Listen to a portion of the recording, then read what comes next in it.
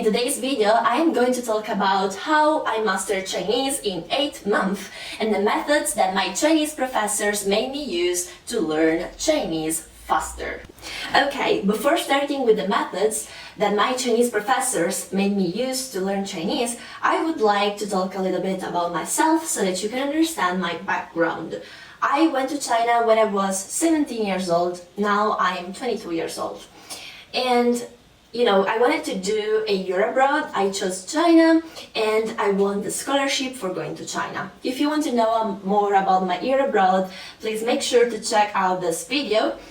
And yes, basically what I did was going there. I studied with other 12 international students. We were there for 1 year for studying only Chinese. We were studying from 8 a.m. to 9:30 p.m. every single day. We had evening classes, so basically we were almost never resting to reach this level. Of course, it is difficult. Chinese is the most difficult language to learn for us Western people. And we have started studying like this since the second week from our arrival. So basically we have arrived in August and we started studying like crazy, and we finished when we went home after 10 months. So we have studied Pinyin for 1 whole week, and we had done a lot of dictation during that week in order to see if we had grasped that knowledge. And also after studying Pinyin, we started with basic sentences, with basic words in Chinese. And I remember after 1 month of studying Chinese, our Chinese professors were explaining everything, the grammar, everything they had to explain completely in Chinese. They were like, okay, after 1 month that you are here, I know that you aren't ready to speak Chinese, I know that you aren't ready for listening to people speak Chinese, but now you are forced to understand what we are saying. So they started saying everything in Chinese, explaining every lesson in Chinese, and little English was used. Even they expected from us to ask, for example, if you wanted to go to the toilet, you had to study how to say it in Chinese. So this, I think, was a good method because it really helped us absorb the language, it really helped us practicing the language. Another thing that really helped us mastering how to write in Chinese were calligraphy classes. So basically we had this cute lady who was explaining us the order of the characters, because when you write characters in Chinese, you cannot decide, oh yes, today I will start writing this character from this stroke. No, there is an order. So basically this professor helped us studying this order, and I think it is crucial also for it. It is not like that crucial, but if you want to master Chinese the right way, then I suggest you to learn the stroke order of the characters. Another method that my Chinese professors had used to let us memorize all the vocabulary was dictation. Every single day we had to do dictations on 30 words, and sometimes even on 100 words per day if we were approaching the exams. So basically it was crazy to learn 100 words per day, but we did this, and if we got like 3 words written wrong or whatever, or if you forgot how to write that word, you would redo the dictation the following day. So basically you had to be careful, you had to study a lot every single day, otherwise you would have to do it again. A good method that they used was letting us writing short stories in Chinese, and we did this from day 1, but I still remember that the first day that we did this was only a presentation, like how old am I, where am I from, this kind of things. It was like a short introduction of me that I wrote in Chinese.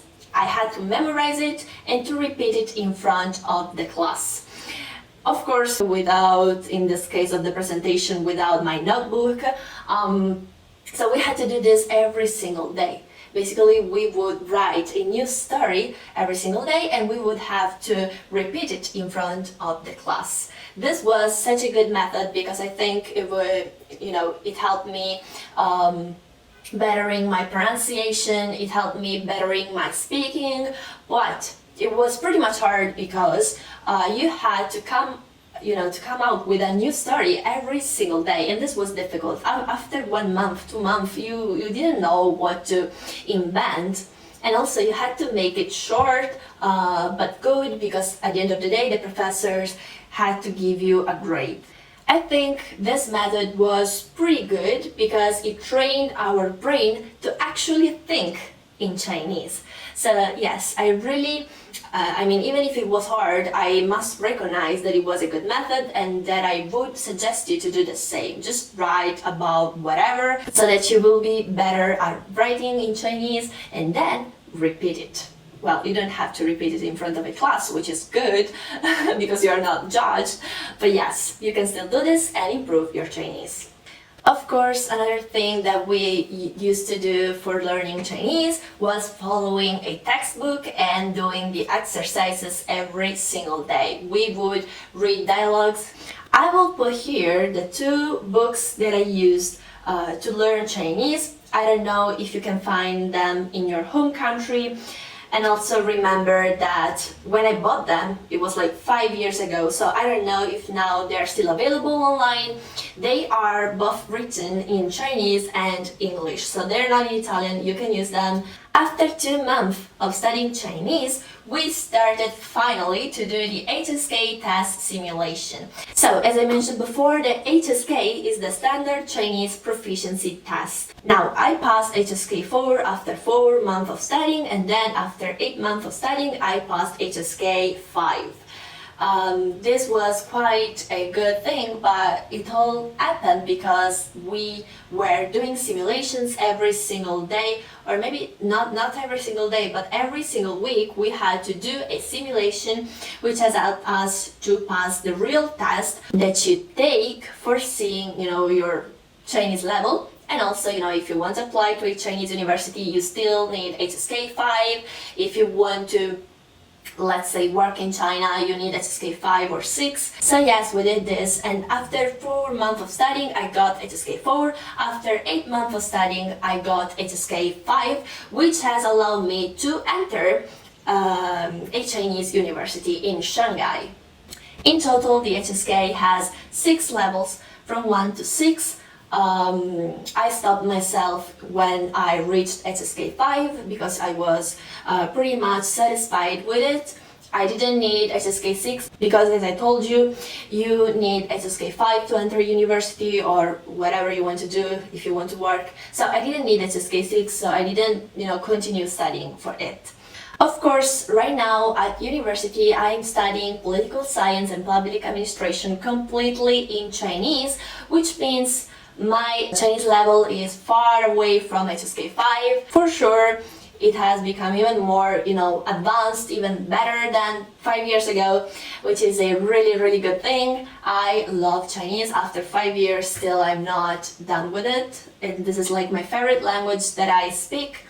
And I think it will always be. If I would have studied Chinese in Italian university, this 8-month advanced level would have never happened because after 3 years of a bachelor's degree in Italy in Chinese, you reach HSK 4, and I reached HSK 4 in 4 months, not in 3 years. So this is crazy. This is it was intense. I must say it was intense. And this is the proof that it was intense, because after 3 years of university, you still need to get a master's degree to reach HSK 5. Probably I would have changed something on the method that our Chinese professors made us use. Instead of doing 100 words dictation, I would have done something, like 20 words per day. I think it would be more effective. And if I would have done this alone without Chinese professors, I would have trained myself by listening to more Chinese, but watching videos, watching things, instead of listening all the time to the simulation of the HSK. But overall, this was my experience with Chinese. I really hope you enjoyed this video, and if you want, check this video out. Bye!